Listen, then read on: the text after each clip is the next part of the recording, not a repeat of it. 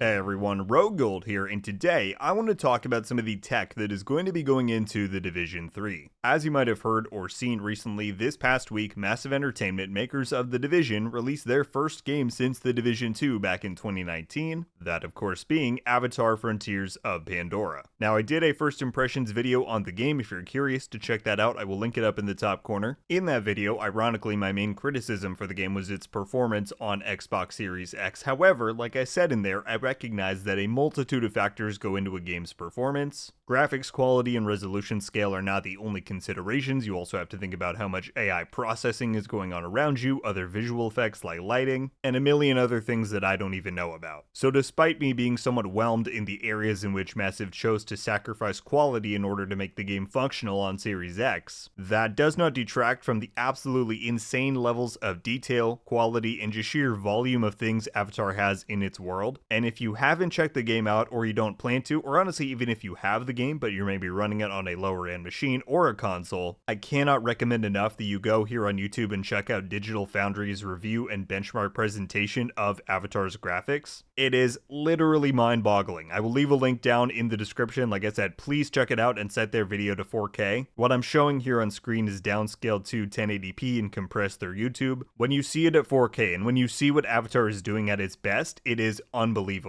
It looks like a tech demo, things that would normally be shown for a small vertical slice of some gamer presentation in order to show off the possibilities of an engine or another feature, except this is what Avatar looks like everywhere you go, and it remains a fast-paced, fluid game as you move through it. It's crazy. And this is the basis from which I want to discuss a bit about The Division 3 today, because as is hinted in the title, what Avatar has on display here is the next iteration of the Snowdrop engine. Now, before we dive too deeply into that, when planning out this video, I found it near impossible to not address the common request and comment I hear from people saying, Snowdrop is garbage, it causes endless issues in the game, meaning The Division 2, and that the devs should switch to Unreal Engine 5 for The Division 3 and onward. Now, I usually try and be civil and informative when this comment comes around, but I'm just going to put it very bluntly here. Two things to say. One, that will never happen. Snowdrop is Ubisoft's proprietary engine. They've invested significantly into it ever since it was created for The Division 1. There's an entire team at Massive that handles this, and over the years they have rolled it out to and incorporated so many more IPs and titles within the company to it, so there is not a chance in hell that they would even consider, nor would it make any sense to suddenly ditch the engine originally created for The Division, reconfigure the entire IP, and rebuild it in Unreal or any other engine. It just makes no sense. They'd have to pay royalties for the commercial usage, they'd lose the immediate availability of engineers if a problem with the engine occurs. It's just not going to happen. Now, a counterpoint that I'll bring up against myself, as I'm sure someone is going to, they did do this for Resurgence. That game runs on Unreal 4, I think it is. My belief is that that's primarily due to Snowdrop not really being configured to develop a mobile title, although that's mainly a theory. Resurgence has been in development for like 6 years. I'm guessing it partly took that long because they had to recreate Division's identity under those parameters. I don't think anyone wants to wait that long for The Division 3, and as I said, there is just no chance under the sun that Division 3 will be on anything other than Snowdrop. I'll bet you all of the millions of dollars that I don't have. And two, I'm sorry, I know that was long-winded, no one, including myself, that has zero experience in the games industry or something comparable, has any flipping idea what a game engine even is, how it functions, what it supports. We simply don't. And from the limited knowledge that I do have after covering this game and learning more about game development over the years, the vast majority of problems people list as for why Snowdrop is bad or why Ubi should ditch it aren't even problems that source from the engine. It has nothing to do with it. Now, if you are actually interested in learning a bit more about this stuff, I super highly recommend two videos. One is from Datto, a very popular Destiny content creator. He made a video several months back in regards to Destiny, its engine, and the developer Bungie, and he makes a fantastic argument as for why us as players shouldn't really have any opinions or much of a say at all about game engines, but he does so while offering great and informed takes. His video is quite blunt and direct, as Datto's best ones always are, but it is entirely relevant to this conversation, so that will be linked below. And the other is a recent episode from the Behind Massive Screens podcast, which, if you didn't know, is the in-house podcast hosted by the people at Massive itself. They've had many guests on there before from the Division team, including Frederick Thylander, Drew Reckner, Yannick Palais, many more, I'm sure. It's always very insightful and entertaining. But in a recent episode, they interviewed 2 members from the dedicated Snowdrop team at Massive. So if you actually want to do some due diligence and hear from the people who really work on this stuff, that is a fantastic place to do so. Once again, those videos will be linked down in the description. Alright, my apologies for the tangent, but as I said, I felt that was kind of an unavoidable subtopic when covering Snowdrop in the Division 3. And honestly, it's one that I'd been trying to tackle for a while now, so I'm glad it found its place here. But let's shift back to Avatar and how that relates to the Division 3. Avatar presents us with the latest iteration of the Snowdrop engine, and just to elaborate on that, some people might wonder what that really means since it's the same engine by name that runs Division 2 and now Avatar. It's really the same concept as a certain line of car model, let's say a Toyota Camry. If you look at a Camry model from 2010 compared to the 2020 version, yes, it's the same car by name, it might look similar, and it's likely trying to achieve similar goals in its usage. However, what you can't see is the immense amount of innovations, upgrades, streamlines, etc. that's been done under the hood. Things to make the user experience more enjoyable, things that make the car itself more efficient. All of these things are pretty comparable to what game engine upgrades might look like. As time goes on, they improve in their usability, they gain access to more tools, allowing for even greater quality output, they become faster, leaner, and simply better. One example I can give from the Division's history, coming from the Division 1 when the team at Massive decided on Washington, D.C. as the location for the sequel, they identified one core innovation to the engine that they were going to need to make in order to accurately pull off DC, and that was slopes. As is also accurate to real life, Manhattan, the setting for the Division 1, is an incredibly flat city. And while in the game you can certainly find locations here and there with slopes, according to the devs, the game didn't actually really support them when it came to foot placement, the cover system, the camera alignment, so that was something they actually had to work on and configure Snowdrop to support. Now, when it comes to Avatar, I have no idea what kinds of improvements were made, we'll likely never know, and as covered before, we probably wouldn't even begin to understand most of what was done. However, what's clear from the final product is how stunning the world looks, how much they've packed in there, and it's clear how versatile Snowdrop really is as an engine. You know, obviously Division and Avatar have very different art styles and different approaches to conveying realism, but it's no surprise that when people look back at the Division 1 in 2023, they say, wow, I can't believe this game is going on 8 years old. And it's true, Division 1 could easily pass as a 2023 release from a graphical standpoint. Division 2 looks gorgeous, now Avatar looks gorgeous. I think that Snowdrop has proved itself without question as a very powerful engine. From things I've seen, again, go watch that podcast episode, Massive works very hard to ensure that it's easy to use from a developer standpoint, and it's really no shock that UB continues to transition towards Snowdrop being the premier and primary engine for the entirety of their portfolio. Of course, one of the next big releases we'll see from Snowdrop is Massive's other in-development title, Star Wars Outlaws, in 2024. I'm sure there will be further improvements to that iteration, but again, likely mostly stuff we'd have no clue about. But after that, it's on to the Division 3, and that's where this all gets me quite excited. Say what you will about Avatar's gameplay loops, its overall structure, but from a graphical standpoint, from an immersion standpoint, the game blows you away, just as the Division has done time and time again. So wherever Massive decides to have the Division 3 be located, and whatever sorts of new ideas they will try and achieve with the game, I have no doubt that the tech will support them. Much more so than it likely did back in 2013 when they tried to do incredibly ambitious stuff like with that infamous E3 trailer. And the best part is, it's not just the engine. Hardware is improved with the power of these next-gen consoles. Online infrastructure is continually improving, and new features like cross-play and cross-progression are now standards. I think this is just a really good time for all of this stuff to be happening. For all of their ups and downs, Division 1 and 2 both worked with what they had to create incredible experiences that still hold up today, and I think with the release of Avatar, it is obvious that Massive has continued that upward trend in terms of quality. So, in another 3 to 4 years' time when Division 3 rolls around, I really can't wait and see what they'll have been able to achieve. That's about all I have to say for this one, guys. Kinda just wanted to reflect and talk a bit about the current status of Massive, their new game, and the evolving tech, and any excuse I get to talk about the Division 3 I'll take. Even though it's a long ways off, it's just still incredibly exciting to think about. But yeah, for now we will continue to impatiently wait for the eventual day of its release. While we do so, let me know your thoughts on everything that we covered here, your thoughts on Avatar, its graphics and overall presentation, your perspective on Snowdrop and engine-based stuff. Once again, I highly recommend you check out those links in the description.